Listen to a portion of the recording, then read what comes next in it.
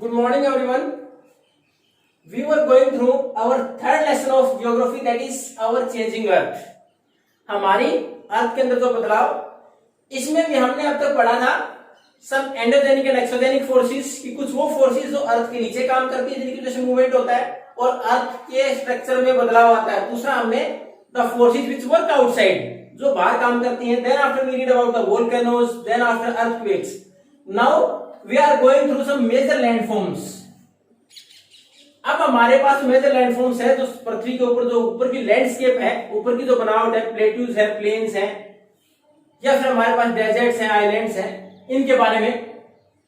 तो ये different type of landforms है. इसमें सबसे महत्वपूर्ण भूमिका, जो मेजर लैंडफॉर्म्स है, इसमें सबसे महत्वपूर्ण भूमिका किस चीज की होती है? अगर दूसरे लैंडफॉर्म चेंज होने की बात करें तो इसमें होती है, एक तो है वेदरिंग, WEATHERING, वेदरिंग.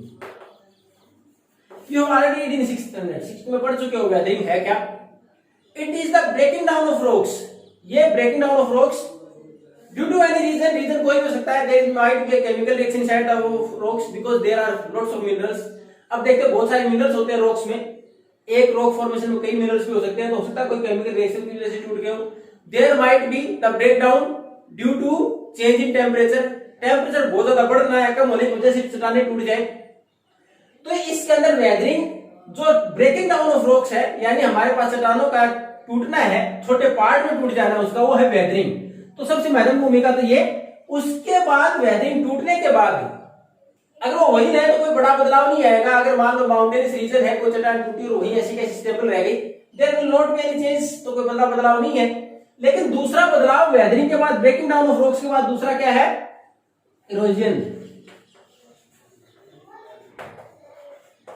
अब ये बदलाव कैसे हुआ? जैसे ये ब्रेकिंग डाउन ऑफ रॉक्स, चट्टानें टूटी, the force of water, wind etcetera. अगर हमारे पास पानी बहुत तेज बहता हुआ है और उसके बाद जो मटेरियल टूटा था, रॉक्स पार्टिकल्स थे, उनको बहा के अपने साथ ले जाए, यानी lower down the surface from there. वहां से सरफेस को लोअर डाउन हो गया, वहां से लेके चला गया तो नीचे होगी जगह.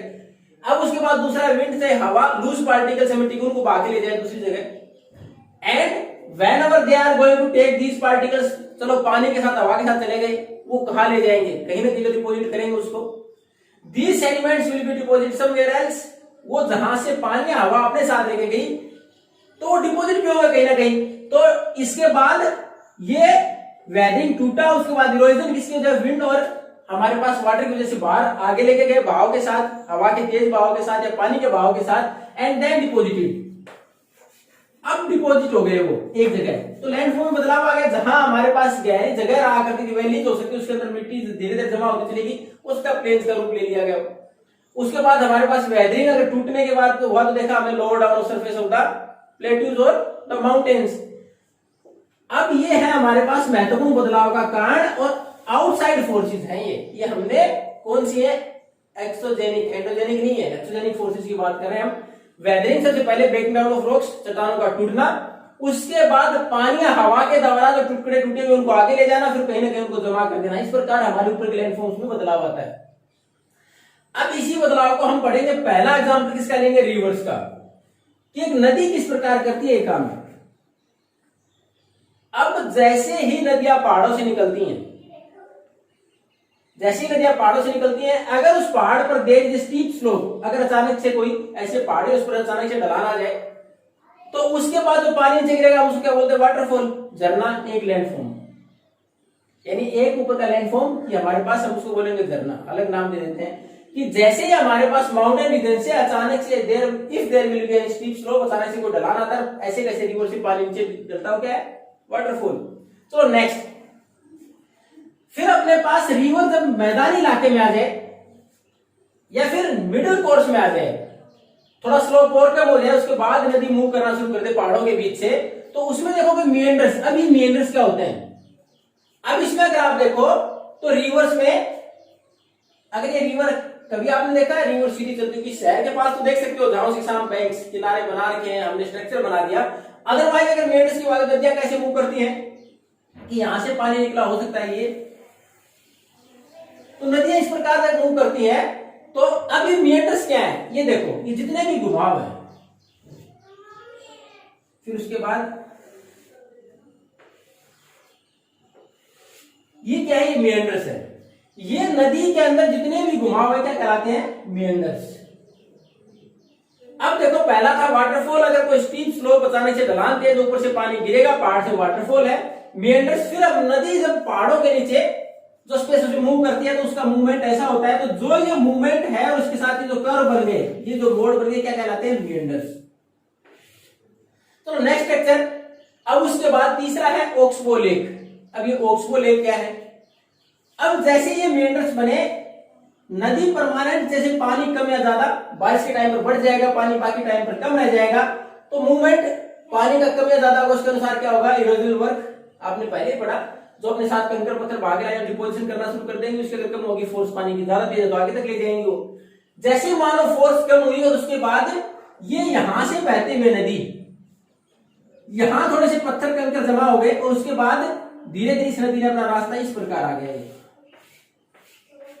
और एक कंकर पत्थर जमा होकर ये हिस्सा है ये सेपरेट हो जाए, बिल्कुल ये अलग हो जाए, ये पानी का हिस्सा, यानी रिवर अपना कोर्स इस प्रकार बदल ले या डिपोजिशन की वजह से ये जो हिस्सा अलग हो जाए, तो क्योंकि ये नदी से तो अलग हो गया, लेकिन उसमें कुछ समय तक पानी तो रहेगा, तो ये जो हिस्सा अलग हुआ है क्या कहलाएगी, ऑक्सबो लेक। यानी एक मेंढर का अपनी मेन रिवर से कट ऑफ हो जाना, मेंढर्स का अपनी मेन रिवर से कट ऑफ हो जाना क्या कहलाएगा, ऑक्सबो लेक।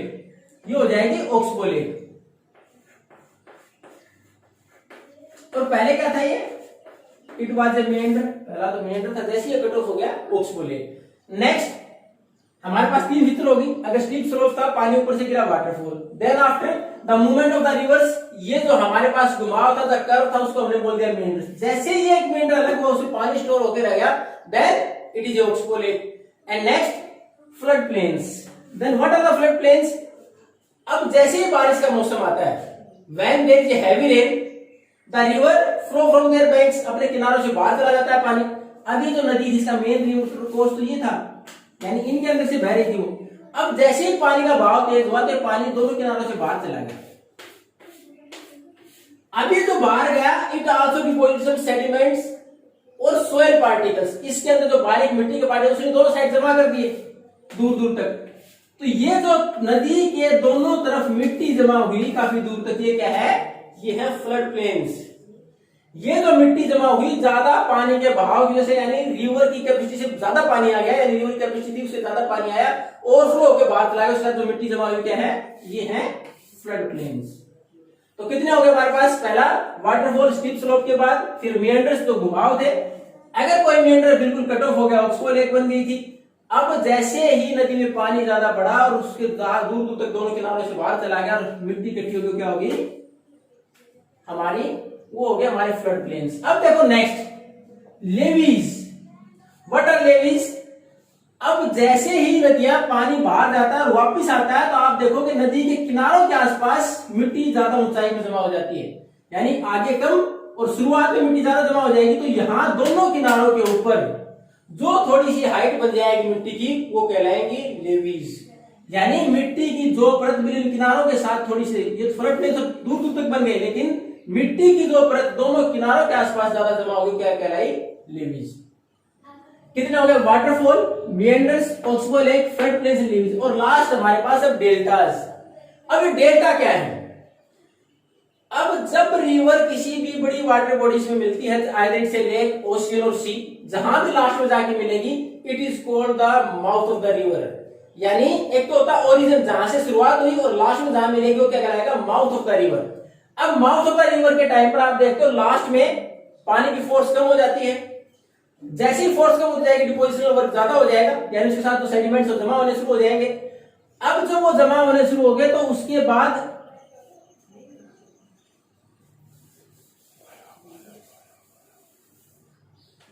अगर हमारे पास ये यहां से नदी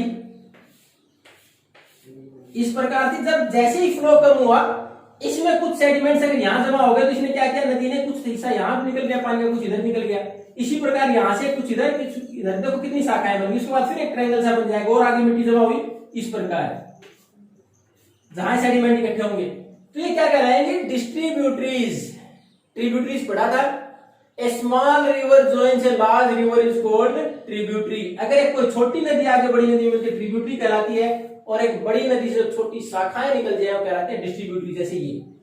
अब इसी प्रकार जब ये लास्ट में किसी वाटर बॉडी में मिलेंगी, ओशियन या सी में मिलेंगी, तो इस प्रकार का काफी इलाका बन जाएगा ये। इस प्रकार यहां से ऐसे जमा होते होते तो लास्ट में इतना इलाका जो डिस्ट्रीब्यूशन के द्वारा लास्ट में मिलने से पहले जो कवर किया गया, ये सारा क्या हो जाएगा, डेल्टा।